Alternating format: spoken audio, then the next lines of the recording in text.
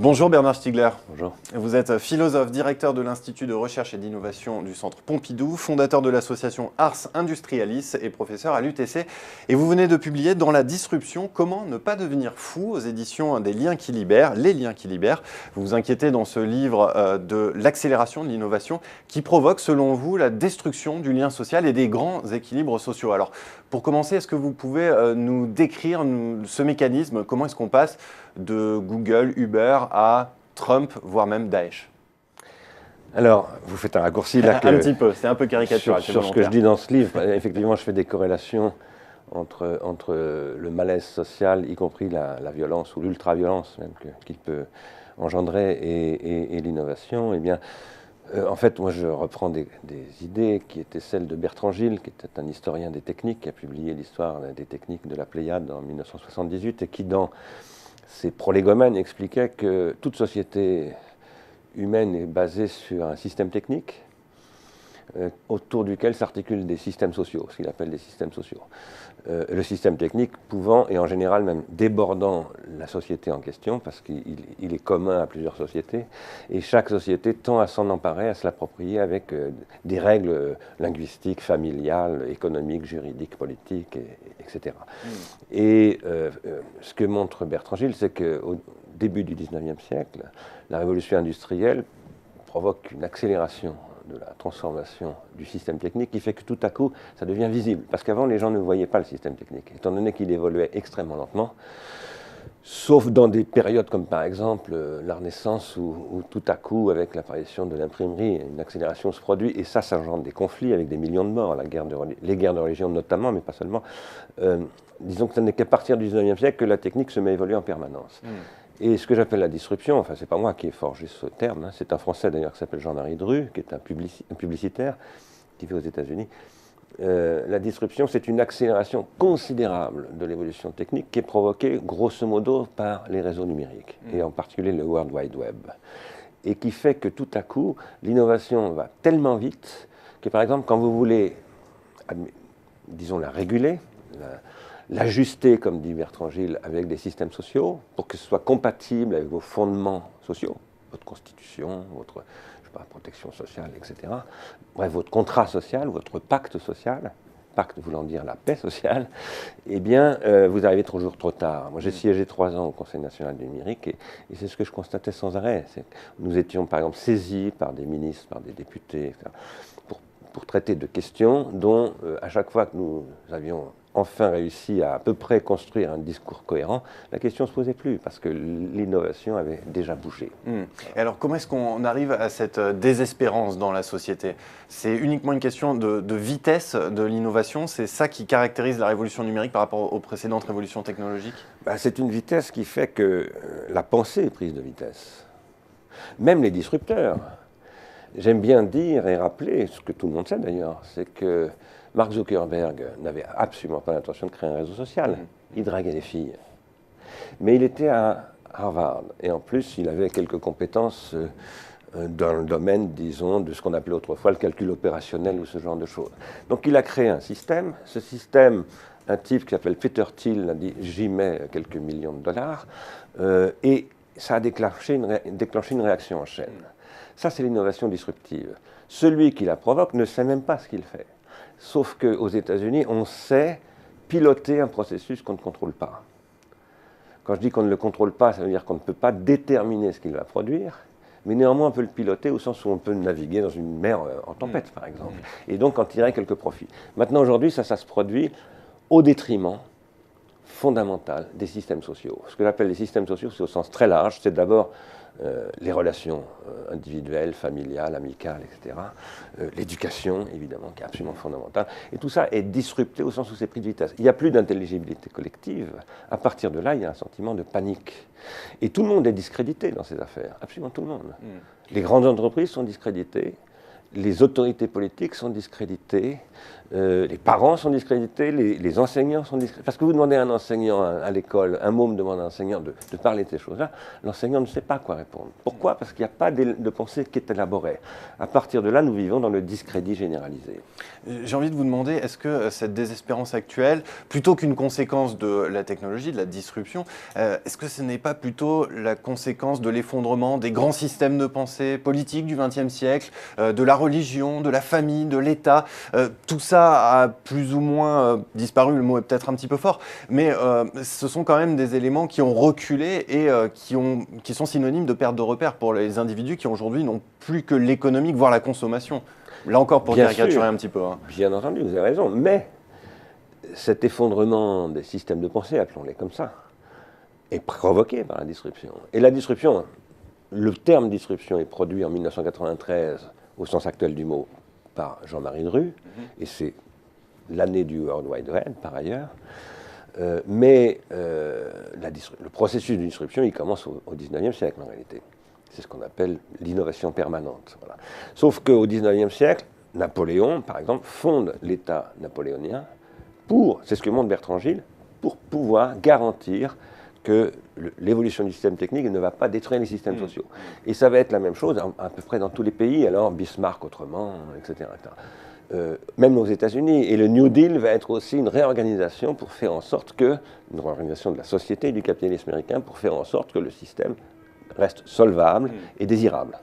Aujourd'hui, ça s'est considérablement accéléré. Maintenant, les systèmes de pensée dont vous parliez, en effet, le problème c'est que depuis... en Occident, depuis l'origine de la philosophie, la technique est refoulée. C'est une réalité qui n'est pas pensée. C'est considéré comme trivial. C'est ce que disait Platon. La technique, c'est les sophistes ce sont des menteurs. Donc c'est trivial. Je résume un peu brutalement, mais c'est quand même bien ça l'essentiel. Il y a très peu de gens, Diderot un petit peu, Bacon en Angleterre, et Marx au XIXe siècle, il y a très peu de gens qui ont dit la technique, c'est un facteur fondamental. Voilà. Maintenant, nous sommes démunis face à cela. Et c'est ce qu'utilise le transhumanisme, parce que le transhumanisme, lui, est un courant de pensée qui est en train de canaliser un petit peu tous les paumés de la disruption en leur disant nous avons une vision. Sauf qu'à mon avis, cette vision est extrêmement dangereuse, outre qu'elle est totalement fantaisiste sur le plan scientifique, parce que promettre l'immortalité, c'est une fantaisie, elle est extrêmement dangereuse sur le plan économique. Elle est d'abord insolvable et extrêmement productrice d'externalités négatives. Donc elle ne va faire qu'accélérer un processus qui a fait que les électeurs de M. Trump finalement fait remporter M. Trump. Alors, à qui elle profite, cette disruption? Elle n'est pas née par hasard. Eh bien, elle profite à des capitaux risqueurs qui savent prendre des risques et qui ont une intelligence de ce processus. Mais je tiens à redire que je n'accuse pas ces personnes-là de comploter pour court-circuiter les puissances publiques, par exemple européennes. Quand on se demande à qui elle profite, il faudra aussi demander à qui est-ce qu'elle lèse. Elle lèse l'Europe. L'Europe. Alors pourquoi l'Europe? C'est l'Europe. Parce que l'Europe, c'est le marché le plus solvable du monde, toujours. Hein. C'est un marché qui est riche encore. Ça ne durera peut-être pas très longtemps, mais c'est encore le cas. Une population relativement bien soignée, plutôt bien éduquée, mieux que la moyenne mondiale, et fondée sur justement des systèmes sociaux. Quand je dis système social, n'entendez pas sécurité sociale. Hein. J'entends système social au sens de ce que décrit Durkheim, c'est-à-dire ce qui fait la solidarité sociale, ce qui fait que la société véritablement est non pas anomique, c'est-à-dire le Far West, privé de loi, mais véritablement un ordre qui fonctionne et qui est efficient, et dans lequel les gens s'investissent. Cette Europe qui a construit tout cela, surtout à partir de la Renaissance, hein, parce qu'avant la Renaissance, l'Europe était plutôt un pays en retard en réalité par rapport à la Chine, par exemple, et à l'islam. Enfin, disons, à partir du XIIIe siècle. Voilà. Mais l'Europe a construit une extraordinaire civilisation d'une puissance énorme qui d'ailleurs à l'origine un petit peu tout ça. Mais maintenant, elle est en train d'être disruptée alors, par ceux qui savent effectivement tirer profit de ça.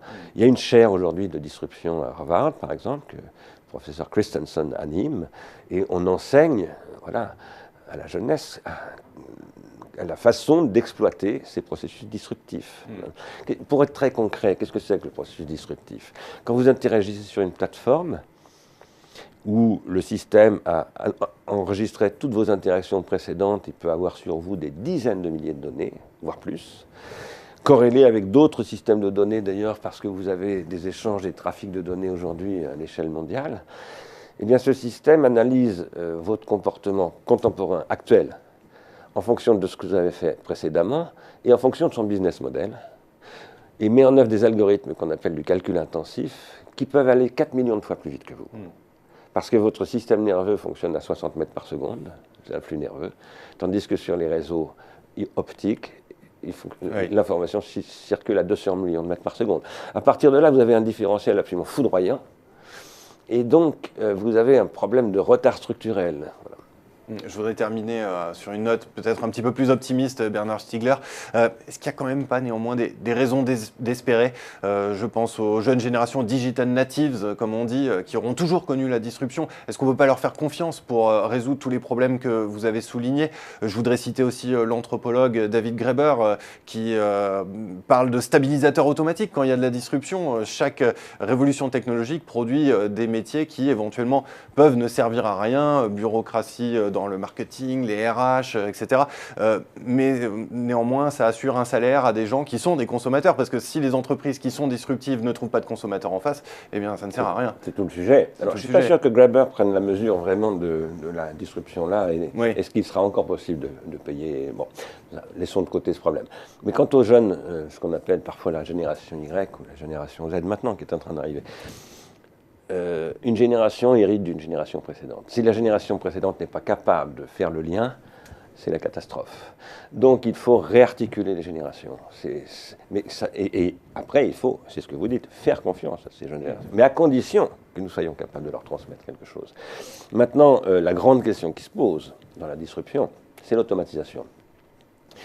J'ai lancé avec Patrick Brazek, président de Pleine Commune, et tous les élus de Pleine Commune, 9 communes, un grand programme sur 10 ans pour faire une disruption à la française sur un territoire qui est la Seine-Saint-Denis, qui est un territoire où il y a un certain nombre de problèmes, mais il y a aussi d'incroyables énergies, immenses. C'est un territoire en plein développement économique. Et très jeune aussi. Et très jeune. Et dans ce territoire, nous nous attaquons à l'automatisation. La disruption va conduire à 50% d'emplois automatisables à l'échéance de 20 ans. Ça ne veut pas dire qu'ils seront tous automatisés, mais il y a 50% d'emplois qui peuvent être transformés en automate, pas prise en charge par les automates. Effondrement du pouvoir d'achat, c'est ça la conséquence. À partir de là, il va falloir redistribuer. Et je ne pense pas qu'il faudra redistribuer pour payer des gens à rien faire, comme vous le disiez en référence à David Graeber. Je pense qu'il va falloir redistribuer pour résoudre le problème de l'anthropocène.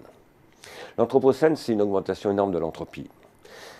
Demain, il faut créer un New Deal, comme ça a été fait en 1933 face au taylorisme. Le taylorisme crée des emplois.